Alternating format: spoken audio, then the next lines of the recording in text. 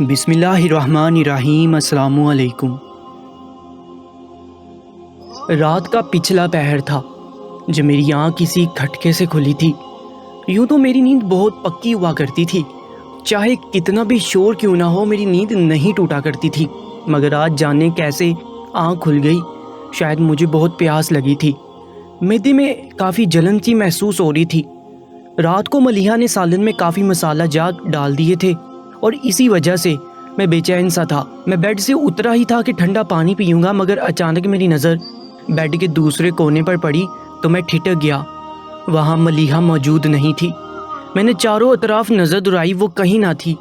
ایسا کیسے ہو سکتا تھا؟ میں نے گھڑی پر نظر ڈالی تو 4 بج رہے تھے، بس صبح ہونے میں کچھ ہی دیر تھی۔ میں جلدی سے کچن میں چلا آیا کہ پہلے ٹھنڈا پانی پی لوں، پھر دیکھتا ہوں کہ ملیحہ کہاں ہے۔ پانی پی کر کافی آرام محسوس ہوا اور میں واپس کمرے میں آیا تو دیکھا ملیحہ اپنی جگہ پہ سو رہی تھی۔ میں حیران سا اس کے قریب گیا اور غور سے دیکھنے لگا، مگر وہ تو گہری نیند میں تھی، ضرور واش روم گئی ہوگی۔ مجھے ہی ایسا لگا کہ واش روم کی لائٹ آف تھی۔ میں نے سر جھٹک کر کمرے کا دروازہ بند کیا اور اپنی جگہ پہ سو گیا۔ حسب معمول صبح ہوتے ہی کام پہ جانے کی جلدی اور اسی افراتفری میں سب کچھ بھول بھال گیا تھا، مگر میرے وہم و گمان میں بھی نہ تھا کہ میرے گھر میں کیا کھیل کھیلا جا رہا تھا۔ یہ تو مجھے اگلے ہفتے اسی رات کو پھر سے عجیب سا اتفاق ہوا، وہ بھی منگل کا دن تھا۔ میں بہت تھکا ہوا تھا، رات کا کھانا کھاتے ہی گہری نیند سو گیا تھا اور آدھی رات کو مجھے محسوس ہوا کہ میرا فون بج رہا تھا، مگر میں چاہ کر بھی اپنی آنکھیں کھول نہیں پا رہا تھا۔ فون کی بیل کب سے بجی جا رہی تھی، مگر میں اتنی گہری نیند میں تھا کہ اپنی آنکھیں نہیں کھول پا رہا تھا، بس نیند میں ہی ہیلو ہیلو کیے جا رہا تھا۔ ایسا اکثر ہوتا ہے کہ کوئی آواز آتی ہے، ہم اسے اپنے خواب میں نہ صرف محسوس کرتے ہیں بلکہ ہمارا دماغ اس آواز کے لحاظ سے ایک پورا منظر پیش کر دیتا ہے، اور میرے ساتھ بھی وہی ہو رہا تھا۔ کافی دیر تک بیل بجنے کے بعد بند ہو چکی تھی اور اسی وقت میری آنکھ کھل گئی۔ میں نے اپنا موبائل اٹھا کر چیک کیا تو وہ تو آف تھا۔ پھر اتنی دیر سے یہ رنگ کی آواز کہاں سے آئی جا رہی تھی؟ میں نے اسے اپنا خواب سمجھ کر کروٹ بدلی تو میں حیرت زدہ رہ گیا، کیونکہ میری بیوی ملیحہ بستر پہ موجود نہیں تھی۔ میں نے اندھیرے میں ٹٹولا، مگر وہ سچ میں نہیں تھی۔ میں نے اسی وقت غیر ارادی طور پر واش روم کی جانب دیکھا، مگر وہاں بھی اندھیرا تھا۔ اگر وہ وہاں ہوتی تو واش روم کی لائٹ آن ہوتی۔ میں نے سائیڈ لیمپ آن کیا اور کمرے کے اطراف نظر دوڑائی، مگر وہ کہیں نہیں تھی۔ مجھے عجیب سا تجسس ہونے لگا تھا، آخر اس وقت وہ کہاں تھی؟ میں کوئی شکی مزاج شوہر نہیں تھا کہ اپنی بیوی پہ شک کرتا، مگر میں ملیحہ کو اچھے سے جانتا تھا۔ اسے اگر پیاس بھی لگتی تو وہ رات کو کمرے سے باہر نہ نکلا کرتی تھی، بلکہ مجھے جگا دیا کرتی تھی۔ عفان پلیز پانی لا دیں، میرا گلا سوکھ رہا ہے، وہ ہمیشہ مسکین سی شکل بنا کر کہتی، اور میں کچھ نہ کہہ پاتا، اور اسی وقت فریج سے پانی کا جگ لے آیا کرتا، مگر ایسا بس 2-3 بار ہی ہوا تھا۔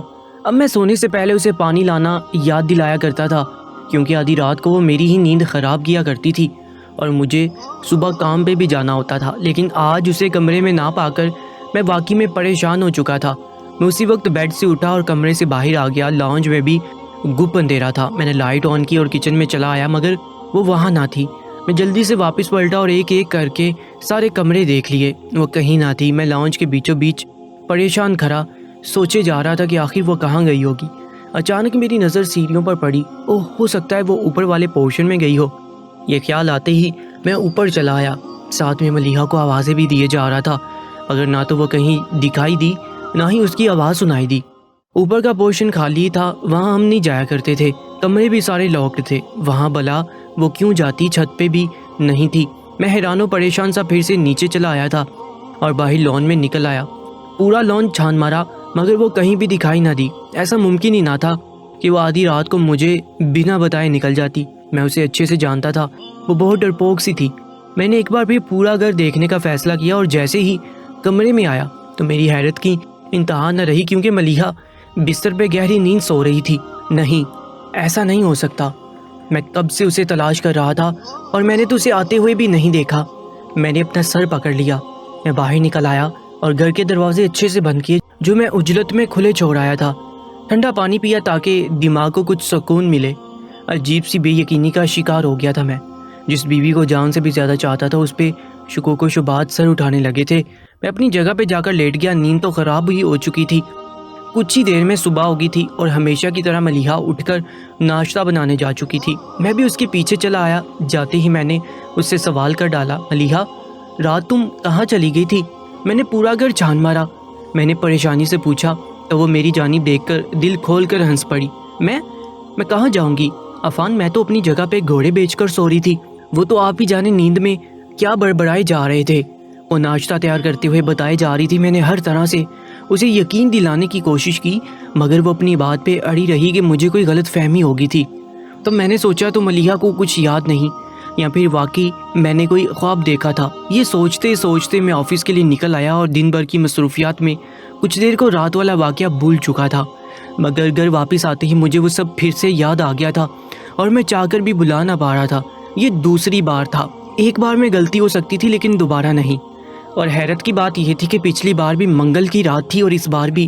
آج رات کو بھی میں سو نہ سکا، بس سونے کا ناٹک کرتا رہا تاکہ دیکھ سکوں کہ وہ کہاں جاتی ہے، مگر ساری رات وہ اپنی جگہ سے نہ ہلی تھی اور گہری نیند میں خوابوں کے مزے لیتی رہی، اور اسی طرح اگلی رات بھی وہ اپنی جگہ پہ تھی۔ اب میں سمجھ چکا تھا کہ وہ صرف منگل کی رات کو باہر جاتی ہے۔ منگل کا بے صبری سے انتظار تھا۔ مجھے ملیحہ سے بہت محبت تھی، اگر وہ کسی انسان کی بلیک میلنگ میں آ گئی تھی تو مجھے اسے بچانا تھا۔ میں اس کا محافظ تھا، اسے اپنی پریشانی مجھ سے کہنی چاہیے تھی۔ اکثر فلموں اور ڈراموں میں دیکھا کرتا تھا کہ کوئی اپنا پرانا شناسا کسی بھی غلطی کو لے کر عورتوں کو بلیک میل کرتا تھا اور وہ اپنا گھر بچانے کی خاطر ان کی ہر بات ماننے پر مجبور ہو جاتی تھی۔ میرا انتظار ختم ہو چکا تھا، منگل کی رات آ گئی تھی۔ آج میں نے جلدی ہی سونے کا کہہ کر کمرے کی بتی بجھا دی تھی۔ میں آج جاگ کر سب کچھ اپنی آنکھوں سے دیکھنا چاہتا تھا، مگر نہ جانے کیسے میری آنکھ لگ گئی۔ شاید اتنی راتوں سے جاگ رہا تھا تبھی میری آنکھ لگ گئی تھی، مگر شاید مجھے بس 1 گھنٹہ ہی ہوا ہوگا اور میرے لاشعور نے مجھے جگا دیا۔ میں ہڑبڑا کر اٹھ بیٹھا۔ حسب توقع ملیحہ اپنی جگہ پہ نہیں تھی۔ میں ایک جھٹکے سے باہر کی جانب بھاگا، مجھے معلوم تھا وہ گھر پہ نہیں ہوگی، اس لیے میں سیدھا گیٹ سے باہر آ گیا تھا۔ پوری سڑک خالی تھی۔ میں نے چاروں طرف نظر دوڑائی مگر وہاں کوئی زیرو نظر نہ آیا۔ مجھے فون کا خیال آیا تو میں بھاگتا ہوا اپنے کمرے میں آیا اور فون اٹھا کر اس کا نمبر ڈائل کیا، مگر میری پریشانی اور بڑھ گئی جب اس کا فون سائڈ ٹیبل پر بجنے لگا۔ میں نے حیرت سے اس کا فون اٹھا کر دیکھا، یا خدا کہاں چلی گئی تھی۔ میں نے کار کی چابی اٹھائی اور باہر نکل آیا۔ میرا ارادہ تھا پولیس اسٹیشن جانے کا، نہ جانے کون اسے لے گیا تھا کیونکہ وہ خود سے تو نہیں جا سکتی تھی۔ میں کچھ ہی دور آیا تھا کہ سامنے کا منظر دیکھ کر میرے پیروں تلے زمین نکل گئی، کیونکہ وہاں مجھے ملیحہ آتی ہوئی دکھائی دی۔ نہیں، یہ نہیں ہو سکتا۔ میں حیرت سے اسے دیکھے گیا۔ وہ اس وقت سیاہ رنگ کی ساڑی پہنے ہوئی تھی، اس کے لمبے سیاہ بال پشت پہ بکھرے ہوئے تھے۔ ہیروں کا ہار جو میں نے اسے پچھلے ماہ گفٹ کیا تھا اس کے گلے کی زینت بنا ہوا تھا۔ وہ بلا شبہ بہت حسین تھی اور آج تو اس لباس میں قیامت ڈھا رہی تھی۔ اسے دیکھ کر یقین نہیں آ رہا تھا کہ وہ میری ملیحہ تھی، وہی جو کچن تک خوف کے مارے نہیں جا پاتی تھی۔ وہ آج اس اندھیری رات میں خالی سڑک پہ تنہا بن ٹھن کر کہیں سے واپس آ رہی تھی اور اب وہ گھر کی جانب جاتی دکھائی دی تھی۔ میں کافی دیر تک وہیں بیٹھا رہ گیا۔ اچانک خیال آیا کہ میں اس وقت یہاں کیا کر رہا ہوں، مجھے تو گھر میں ہونا چاہیے۔ میں نے کار سٹارٹ کی اور گھر جو کچھ ہی دور تھا، میں گھر آ چکا تھا۔ جلدی سے گیٹ بند کیا اور گھر کے اندر داخل ہوا۔ اندر کی ساری لائٹس آف تھیں۔ میں آہستہ آہستہ قدم اٹھاتا اپنے کمرے کی جانب بڑھا۔ میں بس یہی سوچے جا رہا تھا کہ وہ کیا جواب دے گی کہ وہ کہاں گئی تھی، لیکن کمرے میں پہنچ کر میں ششدر رہ گیا کیونکہ وہاں اندھیرا تھا اور اسٹریٹ لائٹس کی روشنی جو کھڑکی سے آ رہی تھی اس میں دکھائی دیا کہ ملیحہ اپنی جگہ پہ گہری نیند سو رہی تھی۔ اس کے چہرے پر کوئی میک اپ کے آثار دکھائی نہ دے رہے تھے اور نہ ہی اس کے بال سٹائل ہوئے تھے۔ جس طرح وہ رات کو شب خوابی کے لباس میں ملبوس تھی وہی لباس زیب تن تھا، اور سب سے زیادہ حیرت کی بات یہ تھی کہ اس کے بال اپنی اصل حالت میں تھے، یعنی گنگریالے۔ ہاں، اس کے بال کرلی تھے۔ وہ کسی پارٹی وغیرہ میں جاتی تو انہیں سیدھا کروا لیا کرتی تھی، جس طرح میں نے کچھ دیر پہلے دیکھا تھا۔ ایسا کیسے ہو سکتا تھا کہ چند منٹ بعد ہی اپنی اصل حالت میں آ چکے ہوں؟ میں کافی دیر تک اسے حیرت سے دیکھتا رہا۔ دل میں عجیب و غریب خیالات جنم لے رہے تھے۔ میں نے اپنا سر دونوں ہاتھوں میں گرا لیا، میرے دماغ کی شریانیں جیسے پھٹنے لگی تھیں۔ کافی دیر تک میں دل و دماغ کی کشمکش میں مبتلا رہا۔ اسی دوران کب صبح کا سورج طلوع ہونے لگا پتہ ہی نہیں چلا۔ اچانک ملیحہ کے فون میں الارم بجنے لگا اور ہمیشہ کی طرح اس نے جلدی سے فون اٹھا کر الارم بند کر دیا۔ یہ اس کی عادت تھی، وہ نہیں چاہتی تھی کہ میرے آرام میں کوئی خلل پڑے۔ پہلے وہ ناشتہ وغیرہ تیار کر لیتی تب مجھے جگایا کرتی تھی، مگر آج تو میں پہلے سے جاگا بیٹھا تھا۔ ملیحہ نے کسمسا کر کروٹ بدلی تو مجھے یوں بیٹھا دیکھ کر وہ جھٹکا کھا کر اٹھی اور میرے قریب آ کر بیٹھ گئی اور پریشانی سے مجھے دیکھنے لگی۔ عفان، کیا ہوا؟ آپ اتنی جلدی جاگے؟ طبیعت تو ٹھیک ہے؟ وہ میرے ماتھے پر آئے ہوئے بالوں کو ہٹاتے ہوئے پوچھ رہی تھی۔ اس کے لہجے میں پیار تھا، اپنائیت تھی، خلوص تھا۔ اس کی آنکھوں میں پریشانی امڑ آئی تھی۔ مجھے اس طرح دیکھ کر نہ چاہتے ہوئے بھی میں نے اپنے چہرے پہ زبردستی کی مسکراہٹ سجا لی۔ کچھ نہیں، بس سر میں ہلکا سا درد ہے، میں نے رخ موڑ کر کہا۔ میری بات پہ وہ اور پریشان نظر آنے لگی۔ بس تو پھر ٹھیک ہے، آج آپ کو آفس جانے کی کوئی ضرورت نہیں، آپ آرام کریں، وہ مجھے لٹاتے ہوئے کہنے لگی۔ میں حیرت زدہ سے اسے دیکھے جا رہا تھا کہ اس کے بے داغ چہرے پہ معصومیت تھی۔ کہیں سے بھی نہیں لگ رہا تھا کہ کل رات وہ یہ خیال آتے ہی پھر سے میری رگیں تن گئی تھیں۔ میں چاہ کر بھی زبان پہ دل کی بات نہ لا پا رہا تھا۔ ملیحہ سے شدید محبت کرتا تھا اور مجھے خوف تھا میں اسے کھو نہ دوں۔ دل پہ ضبط کیے بیٹھا تھا۔ ملیحہ میرے لیے چائے لانے جا چکی تھی۔ میں بھی آہستہ سے اس کے پیچھے چلا آیا۔ وہ جلدی جلدی میرا من پسند ناشتہ تیار کر رہی تھی۔ مجھے اپنے پیچھے آتا دیکھ ناراض ہونے لگی کہ میں یہاں کیوں آ گیا۔ میں ناشتہ لا تو رہی تھی کمرے میں، وہ منہ بنا کر کہنے لگی۔ میں بہت غور سے اس کے حرکات و سکنات کو دیکھتا جا رہا تھا۔ رات کو نیند اچھی آئی تمہیں؟ میں غور سے اس کا چہرہ دیکھتے ہوئے سوال کر ڈالا۔ میری بات کے جواب میں وہ کچھ دیر کو چونک گئی تھی اور پھر مسکرا کر کہنے لگی، ہاں نیند تو بہت اچھی آئی، ایسا لگ رہا تھا کہ جیسے کوئی نیند کی دوائی لے لی ہو۔ وہ بلا وجہ ہنسنے لگی تھی۔ رات کو تمہارا فون بھی بار بار بج رہا تھا، میری نیند خراب کر دی۔ مگر وہ میری بات پر اس قدر اچھلی تھی کہ اس کے ہاتھ پر گرم چائے گر گئی تھی۔ میرا شک اب یقین میں بدلنے لگا تھا۔ ضرور کوئی نہ کوئی ایسی بات تھی جو ملیحہ ایک لمحے کو چونک سی گئی تھی۔ غم و غصے سے میرے دل میں آگ لگی ہوئی تھی۔ میں خود پر ضبط کر کے وہاں سے چلا آیا۔ مجھے اس سے گنسی آنے لگی تھی۔ اب میری برداشت سے باہر ہوتا جا رہا تھا۔ میں نے سوچ لیا تھا کہ اس بار میں جان کے رہوں گا کہ وہ کہاں گئی تھی۔ یوں تیار ہو کر آدھی رات کو کون سی شریف عورت گھر سے نکلا کرتی ہے بھلا؟ سوچ سوچ کر میری دماغ کی نسیں اکڑ گئی تھی۔ ملیحہ مجھ سے میٹھی میٹھی باتیں کیے جا رہی تھی جو کہ میں رخ موڑے وہاں سے نکل آیا تھا۔ اس کا وجود اب مجھ سے برداشت نہیں ہو رہا تھا۔ جانے میرے پیٹھ پیچھے وہ کیا کیا کرتی ہوگی، کہاں کہاں جاتی ہوگی۔ میں تو اپنے کام میں بہت زیادہ مصروف رہا کرتا تھا۔ میری بہت اچھی جاب تھی، میں ایک ملٹی نیشنل کمپنی میں بڑی پوسٹ پر فائز تھا۔ کمپنی کی طرف سے بنگلہ، گاڑی اور بہت سی مراد ملی ہوئی تھی، جبکہ ملیحہ ایک سفید پوش گھرانے سے تعلق رکھتی تھی۔ اس کے والد اس دنیا سے جا چکے تھے۔ ایک بیمار والدہ کا ساتھ تھا اور 2 بھائی تھے جو عمر میں ملیحہ سے چھوٹے تھے۔ پہلی بار میری ملاقات ملیحہ سے میرے ہی آفس میں ہوئی تھی۔ وہ جاب کے سلسلے میں انٹرویو دینے آئی تھی اور اس کا حسین سراپا دیکھ کر میں اپنا دل ہار بیٹھا تھا۔ اتنی مکمل حسن کی مالک لڑکی میں نے پہلی بار دیکھی تھی۔ تیکھے نینکش، لمبا قد، براؤن کلر کے لمبے بال، مگر گنگریالے۔ اس کا چہرہ کسی بھی طرح کے میک اپ سے عاری تھا۔ سادہ سے لباس میں وہ قیامت ڈال رہی تھی۔ اسے جاب تو نہ مل سکی مگر میرے پاس اس کی فائل پڑی تھی جس میں اس کا ایڈریس لکھا ہوا تھا۔ پہلی بار مجھے کوئی لڑکی اتنی اچھی لگی تھی۔ میں نے اسی دن اپنی والدہ کو کال کر کے کراچی بلوا لیا اور وہ آتے ہی رشتہ لے کر گئی تھی۔ ان کو بھی ملیحہ بہت پسند آئی تھی۔ میں نے جلد از جلد شادی کی ضد کی تھی اور ان لوگوں کو بھی کوئی اعتراض نہ تھا۔ اسی طرح 1 ماہ کے اندر اندر وہ میری دلہن بن کر اس گھر میں آ گئی تھی۔ آتے ہی اس نے میرے دل و دماغ پہ راج کرنا شروع کر دیا تھا۔ میں اس سے جتنی محبت کرتا تھا وہ اس سے بھی زیادہ کرنے لگی تھی۔ دیکھتے ہی دیکھتے ہماری شادی کو 6 ماہ ہو چکے تھے اور پچھلے چند ہفتوں سے یہ سارے واقعات رونما آنا شروع ہوئے تھے۔ اس سے پہلے ایسا کچھ بھی نہ تھا۔ میں نے ملیحہ سے بات چیت بالکل کم کر رکھی تھی۔ اس کی باتوں کا جواب میں ہاں ہوں میں دیا کرتا تھا۔ وہ کافی اداس رہنے لگی تھی، مگر اب میں اس کی ان چالاکیوں میں آنے والا نہیں تھا۔ مگر 2 راتیں بعد ہی آدھی رات کو مجھے ایک انجان نمبر سے کال موصول ہوئی۔ میں نے کال ریسیو کی تو کسی کی گھبرائی ہوئی آواز تھی۔ مسٹر عفان احمد؟ جی ہاں، میں نے جواب دیا۔ آپ کو فوراً ہاسپٹل آنا ہوگا، آپ کی وائف کا ایکسیڈنٹ ہو گیا ہے۔ کیا؟ میں اچھل پڑا اور جلدی سے دیکھا تو ملیحہ بستر پہ موجود نہیں تھی۔ او میرے خدا! میں نے اپنا سر پکڑ لیا۔ میں نے جلدی سے ہاسپٹل کا نام پوچھا اور اسی وقت نکل آیا۔ نہ جانے وہ کیسی حالت میں ہوگی۔ میرے دل میں عجیب و غریب خیالات آئے جا رہے تھے۔ اسی بیچ میں بھول ہی چکا تھا کہ وہ پھر سے اس وقت وہ باہر گئی تھی۔ ہاسپٹل پہنچ کر میں نے کاؤنٹر سے معلوم کیا اور بھاگتا ہوا ایمرجنسی روم کی طرف گیا۔ وہاں ایک بیڈ پہ ملیحہ بے ہوش پڑی تھی۔ اس کے سر اور بازو پہ پٹی بندھی ہوئی تھی۔